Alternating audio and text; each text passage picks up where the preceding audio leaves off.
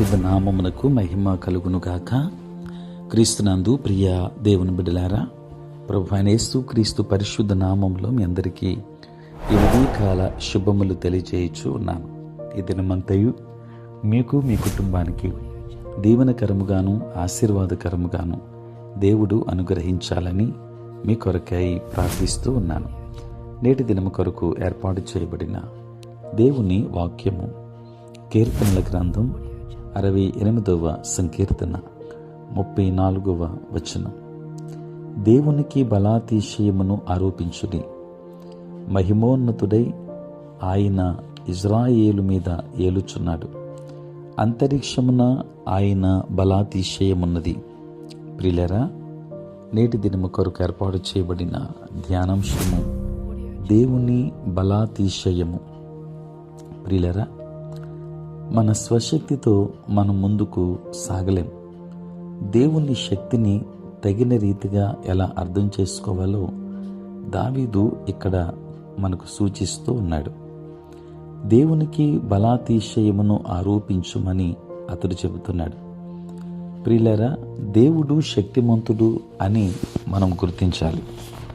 అందుకనే కీర్తనాకారుడు చెప్పిన మాట, దేవునికి బలాతిశయమును ఆరోపించుని, మహిమోన్నతుడై ఆయన ఇజ్రాయేలు మీద ఏలుచున్నాడు అని. ప్రియులరా, అంతరిక్షమున ఆయన బలాతిశయమున్నది. ఆయన శక్తి ఎంతో ఉన్నతమైనది. దేవుడు మేఘాల నుండి కూడా శక్తిని పొందుతాడు. దేవుడు ప్రేమామయుడని, కృపాకనికరములు గలవాడని మనం భావిస్తాం. అయితే ఆయన శక్తిమంతుడని కూడా మనం గ్రహించాలి. దేవుని బిడ్డలారా, దేవుని శక్తి కొరకు మనం అడగవలసిన అవసరం ఉంది. నీ దేవుడు నీకు బలము కలుగ నియమించి ఉన్నాడు. దేవా, నీవు మా కొరకు చేసిన దానిని బలపరుచుము అని 28వ వచనములో తెలియపరిచిన రీతిగా మనము ప్రార్థించాలి. ప్రియులారా, నేడు మనకు అవసరమైన శక్తి కొరకు దేవుని వేడుకునే ఆధిక్యత మనకుంది. యెహోవా కొరకు ఎదురుచూచువారు నూతన బలము పొందుదురు. వారు పక్షిరాజు వలె రెక్కలు చాపి పైకి ఎగురుదురు. అలయక పరుగెత్తుదురు, సొమ్మసిల్లక నడిచిపోవుదురు అని వ్రాయబడి ఉంది. ప్రియులారా, దేవుడు తాను ఏమి చేయాలో ముందుగానే నిర్ణయించుకున్నాడు. మనం వేడుకున్నప్పుడు ఆయన దానిని చేస్తాడు. దేవుని అడగనందున మీకేమియు దొరకదు అని యాకోబు 4వ అధ్యాయం 2వ వచనములో చెప్పాడు. ప్రియులారా, ఆ తరువాత మన శక్తి దేవుని వలన కలిగినదని మనం గుర్తించాలి. ఇజ్రాయేలు దేవుడే తన ప్రజలకు బల పరాక్రమములు అనుగ్రహించుచున్నాడు. ప్రియులారా, మనము దేవుని ఎరిగిన వారముగా ఉన్నప్పుడు దేవుని శక్తిని, దేవుని బలాన్ని మనము పొందుకునే వారంగా ఉంటాం. దేవుడి స్తుతినందును కాక అని 35వ వచనంలో మనం చూచాం. ప్రియులారా, నేడు మీకు శక్తి కావాలి అంటే మీ వైపు లేక మరొకరి వైపు చూడనవసరం లేదు. దేవుడు మహాశక్తిమంతుడు గనుక ఆయన వైపు చూడండి. మీరు ఆయనను వేడుకుంటే మీకు శక్తి లభించినట్లు ఆయన ఆజ్ఞ ఇస్తాడు.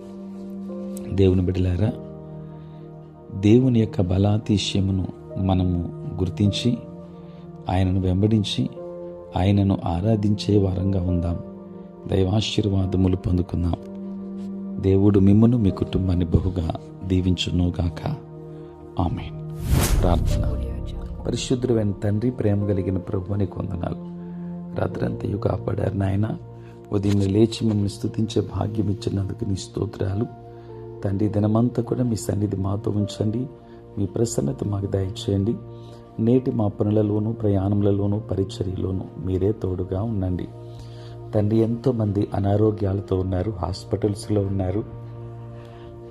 వారికి ఆరోగ్యాన్ని తండ్రి మీరు దయచేయమని ప్రార్థన చేస్తూ ఉన్నాను. ప్రేమ కలిగిన ప్రభువా, చదువుకున్న బిడ్డలను దీవించండి. జ్ఞానమును వారికి అనుగ్రహించండి తండ్రి.